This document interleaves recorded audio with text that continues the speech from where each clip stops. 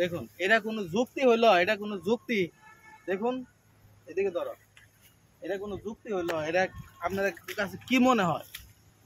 আমার কাছে মনে হয় যে এটা পরিকল্পিতভাবে। প্রিয় বন্ধুরা, কোনো কাজ করতে গিয়ে যদি সংকোচ থাকে, মনে করেন সংকোচ থাকলে আমাদের কি করা উচিত? সাবধানতার সাথে ভালোভাবে জেনে বুঝে সেই কাজ করা উচিত। আমাদের এই পরিবর্তনশীল জগতে মানুষ অনেক এখনো বিবেকবান হয় নাই, এখনো বিবেকহীন মানুষ এখনো আছে। তাই আমাদের সাবধানতা, সকলকেই সাবধানতা অবলম্বন করা উচিত।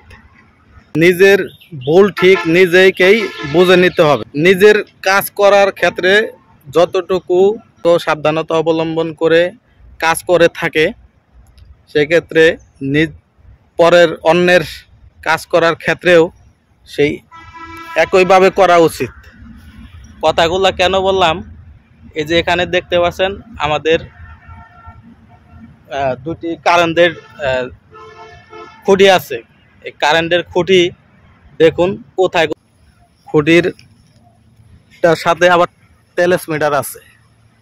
ট্রান্সমিটারের জন্য দুইটা খুঁটি লাগে। দুইটা খুঁটির মধ্যে দেখুন আপনারা কিরকম বিবেকমান মানুষ, বিবেকহীন মানুষ হলে এই কাজ করতে পারে। একটা খুঁটি দিছে ক্ষেতের মাঝখানে, আরেকটা একটা সাইডে দিছে।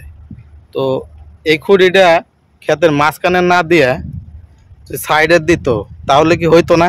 দেখুন এদিকে ধরো, এটা কোনো যুক্তি হইলো? এটা আপনাদের কাছে কি মনে হয়? আমার কাছে মনে হয় যে এটা পরিকল্পিতভাবে গ্রামের যে মাতাব্বররা আছে, এদের সহযোগিতায় এই কাজ করেছে। বিদ্যুতের কাজ করে তারা কিন্তু এই সাহস পাবো না এইভাবে কাজ করতে। এই কাজ কিভাবে করে? এখানে এই কাজটা কি করা ঠিক হয়েছে? আপনারা বলেন যে কাজ করা ঠিক হয়েছে নাকি? সবাই ভালো থাকবেন, সুস্থ থাকবেন। সবাইকে অনেক ধন্যবাদ। তো এরকম কাজ যখন এই আপনার কারেন্টের বলেন যে কোনো কাজ যদি এভাবে করে থাকে, তাহলে প্রতিবাদ জানাবেন, প্রতিবাদ করবেন। যেভাবে কাজ করা সঠিক না। নিজের কাজ করার ক্ষেত্রে যতটুকু পরের অন্যের কাজ করার ক্ষেত্রেও সেই একইভাবে করা উচিত।